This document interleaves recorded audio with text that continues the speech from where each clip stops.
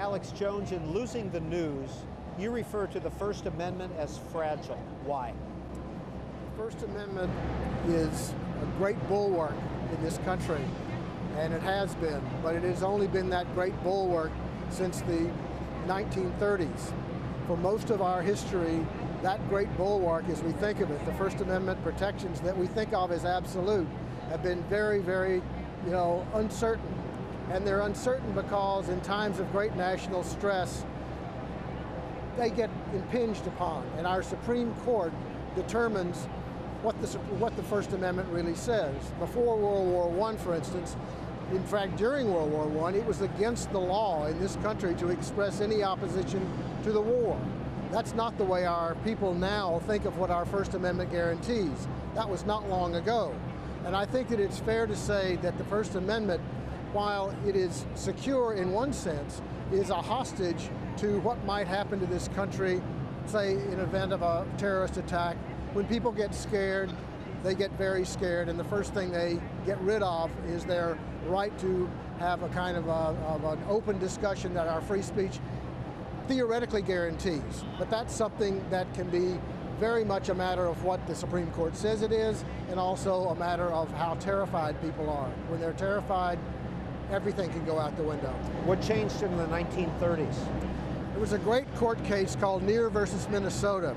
It was a man who was a bigot, an anti-Semite, a really unpleasant man who had a newspaper in Minneapolis. And he was willing to sort of put himself into this position of calling people terrible names. At the same time, though, he was exposing corruption. He was sued by the state of Minnesota under a state law that said essentially that he couldn't call people names and be disagreeable if the people in authority in state government didn't want it. It took the Supreme Court at that moment to say that our Constitution overrode those kinds of state laws, which were everywhere. I mean, for instance, before the Civil War, if you lived in the southern part of this country, where I come from, if you'd expressed opposition to slavery, that was against the law. That's not the way most people think of the First Amendment. They think it happened in 1791, part of the Bill of Rights. The guarantees were there from the beginning. Not so. Isn't that, though, representative of what's happening today in the blogosphere? People can have their opinions and have whatever they consider to be facts posted online for all the world to see? Absolutely they can, under the situation we are now. I mean, I think people in this country, no matter what their political persuasion, recognize the critical importance of the First Amendment guarantees. What I'm arguing in my book is that those guarantees, and especially the nuances of those guarantees, depend on what the Supreme Court says it is, what they say they were. And for many, many decades of our history, for 2/3 of our history as a nation, the Supreme Court did not say they were what we now assume them to be. Why, Alex Jones, do you include chapters on gay rights and civil rights in your book, Losing the News?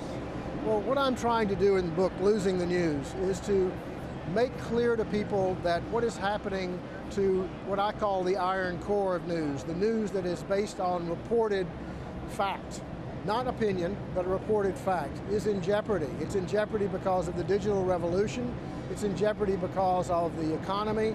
It's in jeopardy because of what's happening to the newspaper industry, because newspapers have provided, I would say, 80–85% of that hardcore news.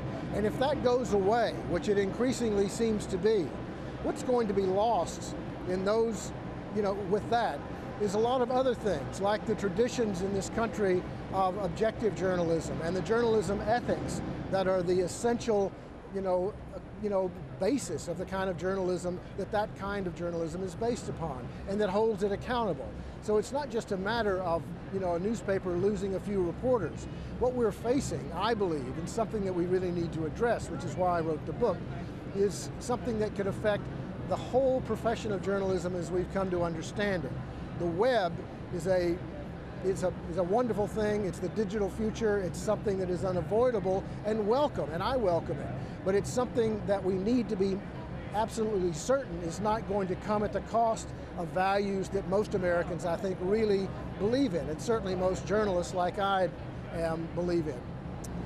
You talk about citizen journalists in here. Are you a supporter of citizen journalists? I'm a supporter of citizen journalism, but I don't think citizen journalism is an antidote to what I see as the erosion of serious professional journalism. I think citizen journalism, when I started as a reporter, and I think this is probably true for most, I used to go to school board meetings and county council meetings, and there were always people there who were very interested. They were very interested, but they also had a very strong point of view in many cases. They are typical of what citizen journalism often is, people who are deeply interested, but I don't think that you want to be dependent on their vision and their version of events. That's why I think professional journalism is important to keep, no matter your politics. That basis of verifiable fact and journalists that can be held accountable, that is what I believe is essential to our sort of state of the democracy in this country.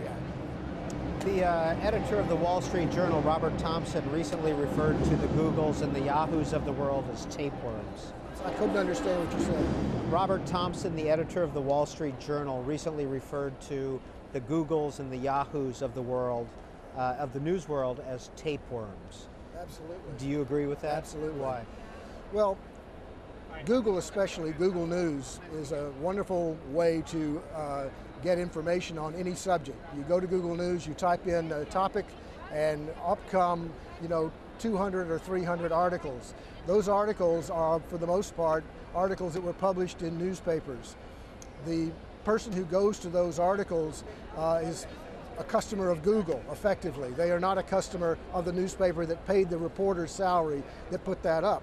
And I think until reporters and journalists and news organizations find a way to make Google pay for taking their work and their labor and selling ads on Google against it, Google's making lots of money. In fact, Google makes most of the money that's made from advertising on the web is made by Google. And next to them, Yahoo. But they don't hire reporters, they don't pay journalists, and they have no hand in creating that news. They feed off of it, like a tapeworm feeding off somebody's, guts as they are, acting along. They're along for the ride. That's a very bad model for a future because it kills the goose that's going to lay those golden eggs. If those news organizations stop creating that news, Google News is not going to have anything much to aggregate. So what's the solution to a whole generation growing up on what they consider to be free news? I think that that's the great riddle. Are we going to find a way for existing news organizations to survive with a commercial model that is based on the web and on print, on just the web alone? I don't think we've figured that out yet, but I can tell you this. If we don't find some mechanism, some commercial mechanism as far as I'm concerned, to sustain this kind of iron core news, this serious reported news by serious journalists. I'm not talking about gossip and features. I'm talking about stuff that is the essential information that we have our national conversation around. If that news does not continue to be reported at the local level and the regional level, I think that we're going to have a really serious problem with our democracy. That is an economic riddle that has yet to be solved. I certainly hope that it will be solved, and I think there's a reasonable chance that it will. You, in your book, Losing the News, give 3 examples of solving that problem in a certain way. And if you'd explain them a little bit more. The Poynter Institute, the Anniston, Alabama newspaper, and the NewsHour, a proposal you put forward, the NewsHour with Jim Lehrer. Well, these are solutions that involve the nonprofit world, and that would be, I welcome the nonprofit solutions. I don't think that they are necessarily ones that are going to be the most sustaining ones, but I welcome them.